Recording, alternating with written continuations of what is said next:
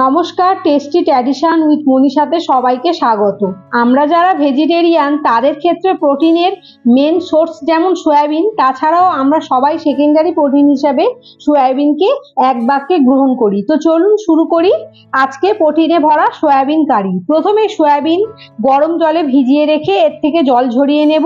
এখন এই সয়াবিনকে ম্যারিনেট করব টক দই, আদা রসুন পেস্ট, লঙ্কা, হলুদ ও নুন দিয়ে। এবার কড়াইতে পরিমাণ মতো কুকিং অয়েল দিয়ে তেজপাতা, শুকনো লঙ্কা, গোটা গরম মশলা ফোড়ন দিয়ে এতে পেঁয়াজ, টমেটো দিয়ে নাড়াচাড়া করে আদা রসুন পেস্ট ও রেগুলার মশলা নুন দিয়ে খুব ভালো করে কষাবো।